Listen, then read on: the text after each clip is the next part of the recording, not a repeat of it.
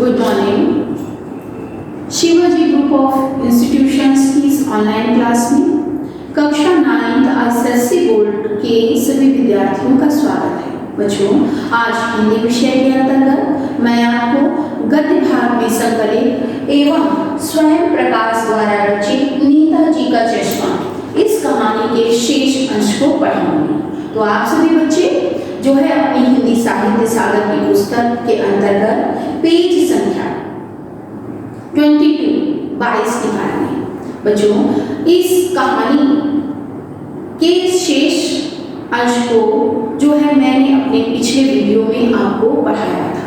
उसका सारांश इस प्रकार था कि नेताजी का चश्मा शीर्षक कहानी में कहानीकार ने एक सामान्य नागरिक कैप्टन चश्मे वाले के माध्यम से देश के करोड़ों नागरिकों के योगदान की चर्चा की है, जो अपनी अपनी तरह से देश के निर्माण में सहयोग देते हैं तथा अपनी देशभक्ति का परिचय देते हैं। कहानी का सारांश इस प्रकार था।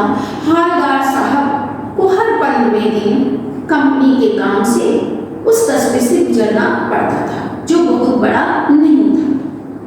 कस्बे की नगर पालिका के किसी उत्साही अधिकारी या बोर्ड ने एक बार मुख्य बाजार के चौराहे पे नेताजी सुभाष चंद्र बोस की मूर्ति लगवा दी। मूर्ति संगमरमर की थी, जिसे कस्बे के इकलौते ड्राइंग मास्टर ने बनाया था। मूर्ति सुंदर थी तथा फौजी वर्दी में थी।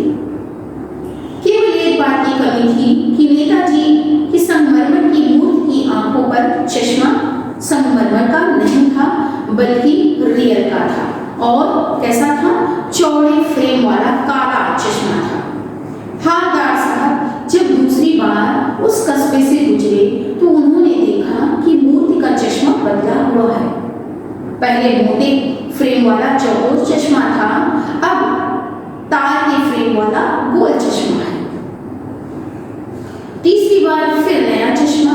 हालदार साहब हर बार कस्बे से गुजरते समय चौराहे पर रुकते, पान खाते और मूर्ति को ध्यान से देखते थे। एक बार उन्होंने पान वाले से पूछ लिया कि नेताजी का चश्मा हर बार बदल क्यों जाता है। पान वाले ने हंसकर उत्तर दिया कि यह काम कैप्टन चश्मे वाला करता है।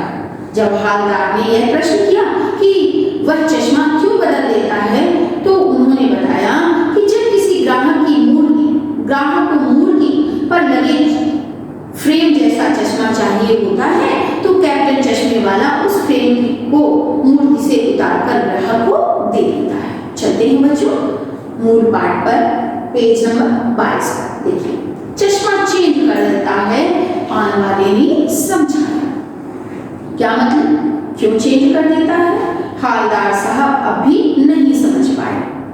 कोई गिराक का मतलब होता है ग्राहक आ गया समझो, उसको चौड़े चौखट चाहिए, तो कैप्टन किधर से लाएगा, तो उसको मूर्ति वाला दे दिया, उधर दूसरा बिठा दिया। अब हालदार साहब को बात कुछ समझ में आई। एक चश्मे वाला है जिसका नाम कैप्टन है, उसे नेताजी की बगैर चश्मे वाली मूर्ति बुरी लगती है, बल्कि आहत करती है, मानो चश्मे के बगैर नेताजी को असुविधा हो रही है। इसीलिए वह अपनी छोटी सी दुकान में उपलब्ध गिने चुने फ्रेमों में से एक नेताजी की मूर्ति पर फिट कर देता है। लेकिन जब कोई ग्राहक आता है और उसे वैसे ही फ्रेम की दरकार मानी होता है, आवश्यकता या जरूरत होती है, जैसा मूर्ति पर लगा है, तो कैप्टन चश्मे वाला मूर्ति पर लगा फ्रेम संभवतः नेताजी से क्षमा मांगते हुए लाकर ग्राहक को दे देता है और बाद में नेताजी को दूसरा फ्रेम लौटा देता है। वाह भाई, खूब क्या आइडिया है। लेकिन भाई एक बात अभी भी समझ में नहीं आई। हालदार साहब ने पान वाले से फिर पूछा, नेताजी का ओरिजिनल चश्मा कहाँ है? पान वाला दूसरा पान मुंह में ठूस चुका था, यानी खा चुका था। दोपहर का समय था, दुकान पर भीड़ भाड़ अधिक नहीं थी। वह फिर आंखों में हंसा। उसकी टोन तोंद माने होता है बच्चों बड़ा पेट। कत्थे की डंडी फेंक पीछे मुड़कर उसने नीचे पीक थूकी और मुस्कुराता हुआ बोला, मास्टर बनाना भूल गया।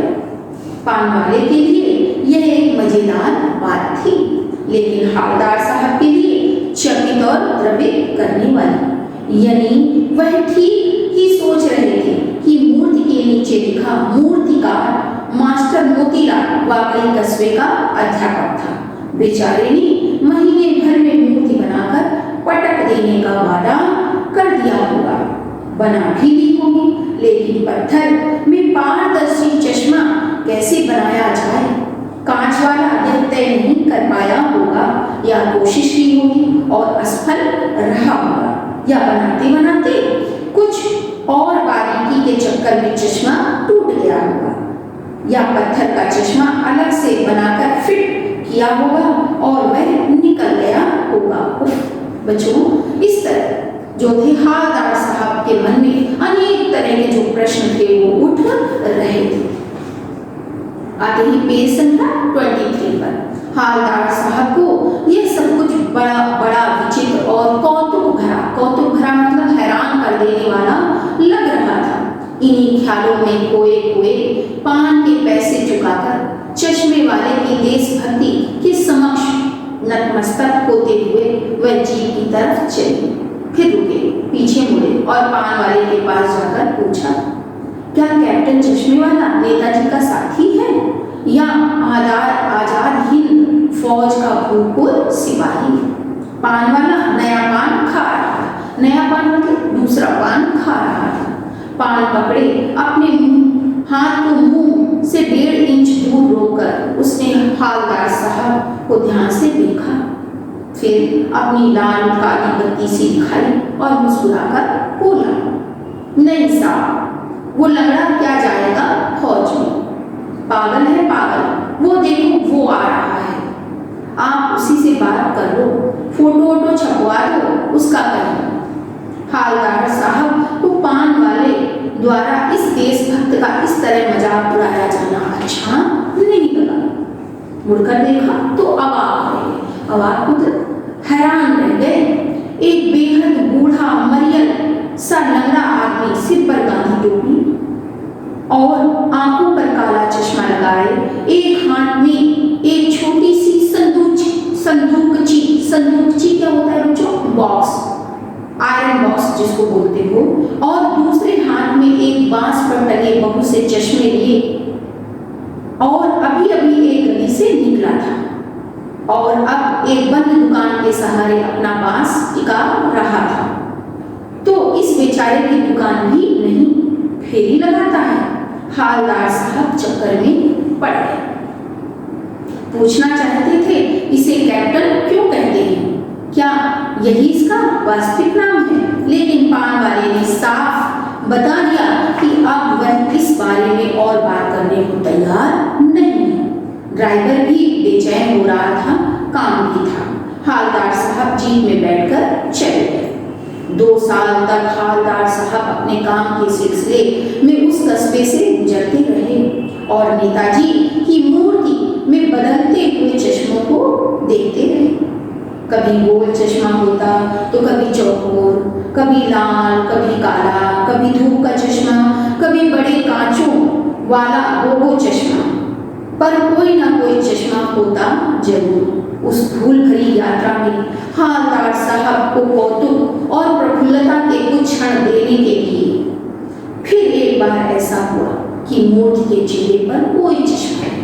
अब की बार हवलदार साहब जब कस्बे से गुजरे तो उन्होंने देखा कि मूर्ति की आंखों पर कोई चश्मा नहीं, कैसा भी चश्मा नहीं था, कोई भी चश्मा नहीं था और कैसा भी चश्मा नहीं था। उस दिन पान की दुकान भी बंद थी, चौराहे की अधिकांश दुकानें बंद थी। आते हैं बच्चों पेज संख्या 24 पे। अगली बार भी मूर्ति की आंखों पर चश्मा नहीं था। हवलदार साहब ने पान खाया और धीरे से पान वाले से पूछा, क्यों भाई क्या बात है, आज तुम्हारे नेताजी की आंखों पर चश्मा नहीं है? पान वाला उदास हो गया। उसने पीछे मुड़कर मुंह का पान नीचे थूका और सिर झुकाकर अपनी धोती के सिरे से आंखें आंखें पोंछता हुआ बोला, साहब कैप्टन मर गया। और कुछ नहीं पूछ पाए हवलदार साहब। कुछ पल चुपचाप खड़े रहे, फिर पान के पैसे चुकाकर जीप में आ बैठे और रवाना हो गए। बार बार सोचते क्या होगा उस कौम का, कौम माने होता है बच्चों देश का, जो अपने देश की खातिर घर गृहस्थी जवानी जिंदगी सब कुछ होम कर देने वालों पर भी हंसती, होम कर देने वालों पर हंसती है, मतलब सब कुछ बलिदान कर देने वालों पर सदैव क्या करती रहती, हंसती रहती है और अपने लिए बिकने को मौके ढूंढती है। दुखी हो गए। 15 दिन बाद फिर उसी कस्बे से गुजरे। कस्बे में घुसने से पहले ही ख्याल आया कि कस्बे की हृदय स्थली में सुभाष की प्रतिमा अवश्य ही प्रतिष्ठापित होगी। प्रतिष्ठापित का मतलब होगा स्थापित होगी, लेकिन सुभाष की आंखों का चश्मा नहीं होगा, क्योंकि मास्टर बनाना भूल गया और कैप्टन मर गया। आज वहां रुकेंगे नहीं, पान भी नहीं खाएंगे, मूर्ति की तरफ देखेंगे भी नहीं, सीधे निकल जाएंगे। ड्राइवर से कह दिया चौराहे पर रुकना नहीं, आज बहुत काम है, पान आगे कहीं खा लेंगे। लेकिन आदत से मजबूर आंखें चौराहा आते ही मूर्ति की तरफ उठ गई। कुछ ऐसा देखा कि चीखे, रोको। जीप स्पीड में थी। ड्राइवर ने जोर से ब्रेक मारी। रास्ता चलते लोग देखने लगे। जीप रुकते न रुकते हवलदार साहब जीप से कूदकर तेज तेज कदमों से मूर्ति की तरफ लगे और उसके ठीक सामने जाकर अटेंशन में खड़े हो गए। मूर्ति की आंखों पर सरकंडा, सरकंडा क्या होता है बच्चों, सरपट, सरपट नाम का एक पौधा होता है, उसकी डंडी का जो था बना हुआ सरकंडे से बना छोटा सा चश्मा रखा हुआ था, जैसे बच्चे बना लेते हैं। हवलदार साहब भावुक हैं, इतनी सी बात पर उनकी आंखें भर। बच्चों यहीं से स्वयं प्रकाश द्वारा रचित इस कहानी नेताजी का चश्मा का क्या हो जाता है, अंत हो जाता है। बच्चों आज जो कुछ भी मैंने पढ़ाया है, यदि उसके सारांश की बात की जाए तो उसका सार इस प्रकार होगा कि जब पान वाले ने बताया कि नेताजी की मूर्ति पर जो चश्मा रोज बदलता रहता है, यह चश्मा बदलने का कार्य कौन करता है, कैप्टन चश्मे वाला करता है। जब कोई ग्राहक को मूर्ति पर लगा फ्रेम पसंद आ जाता है तो वह नेताजी से क्षमा याचना करते हुए उस फ्रेम को उतारकर ग्राहक को दे देता है और दूसरे फ्रेम वाला चश्मा नेताजी की आंखों पर लगा देता है। हवलदार साहब को लगा कि कैप्टन चश्मे वाला नेताजी का साथी होगा या आजाद हिंद फौज का क्या होगा, सिपाही होगा। इस बारे में पान वाले से पूछने पर पान वाले ने उन्हें बताया कि वह एक बेधर बूढ़ा सा मरियल लंगड़ा आदमी है, जो सिर पर गांधी टोपी और आंखों में काला चश्मा लगाए है। उसके हाथ में एक छोटी सी संदूकची माने क्या बताया था, छोटा सा बॉक्स रहता है और दूसरे हाथ में एक बांस में बहुत से चश्मे लिए हुए गली गली में चश्मे बेचता फिरता है। उस बेचारे की तो कोई दुकान भी नहीं है, उसे कैप्टन क्यों कहते हैं, ये पूछने पर पान वाले ने साफ मना कर दिया। 2 साल तक हवलदार साहब जब भी काम के सिलसिले से उस कस्बे से निकलते तो उनकी आंखें अनायास जो थी वह सुभाष चंद्र बोस या नेताजी की मूर्ति पर जाती और नेताजी के बदलते चश्मे को देखती रहती। एक बार मूर्ति की आंखों पर कोई चश्मा नहीं था। इस बारे में जब उन्होंने पान वाले से पूछा तो उसने अत्यंत दुख के साथ बताया कि कैप्टन चश्मे वाले की क्या हो गई है, मृत्यु हो गई है। 15 दिन बाद उसी कस्बे से हवलदार साहब फिर गुजरते हैं। उन्होंने ड्राइवर से कहा था कि अब चौराहे पर नहीं रुकना, पर आदत से मजबूर उनकी आंखें मूर्ति की तरफ उठ जाती हैं तो वे जोर से चीखते हैं, रोको। जीप रुकने के बाद वे मूर्ति की तरफ लपकते हुए पहुंचते हैं तो देखते हैं कि मूर्ति की आंखों पर सरकंडे से बना हुआ छोटा सा चश्मा रखा हुआ है, जैसे बच्चे बना लेते हैं। इतनी सी बात पर उनकी आंखें भर आती हैं। बच्चों, ये तो हुआ जो आज मैंने मूल पाठ पढ़ाया है, इसका सारांश। अब आपसे भी बच्चे अपनी साहित्य सागर की अभ्यास पुस्तिका को निकालिए और बच्चों पेज संख्या जो है 40 पर कराइए। मिल गया बच्चों? देखिए दूसरा पंक्ति संकेत दिया हुआ है, क्या मतलब, क्यों चेंज कर देता है, हालदार साहब अब भी नहीं समझ पाए। मिल गया बच्चों? इस पंक्ति संकेत पर आधारित पहला प्रश्न दिया हुआ है, पान वाले ने कैप्टन चश्मे वाले द्वारा नेताजी की मूर्ति का चश्मा चेंज करने के संबंध में क्या बताया। इसी पंक्ति संकेत पर आधारित दूसरा प्रश्न खा है बच्चों, पान वाले की बात सुनकर भी हालदार साहब को कौन सी बात अभी भी समझ में नहीं आई। इसी पंक्ति संकेत पर आधारित तीसरा गा प्रश्न है बच्चों, पान वाले ने हालदार साहब की बात का क्या उत्तर दिया, उसका उत्तर उसके लिए तथा हालदार साहब के लिए अलग अलग किस प्रकार था। इसी पंक्ति संकेत पर आधारित बच्चों चौथा प्रश्न घा दिया हुआ है आपकी पुस्तक में, मूर्ति बनाने वाले के संबंध में हालदार साहब के मन में किस प्रकार के भाव जागृत हुए। तो बच्चों इस पंक्ति संकेत पर आधारित ये जो 4 प्रश्न आपकी अभ्यास पुस्तिका में दिए हुए हैं, इन प्रश्नों के उत्तर आपको अपनी अभ्यास पुस्तिका में ही अपनी भाषा में क्या करनी है, लिखनी। आज के लिए बच्चों इतना ही पर्याप्त है।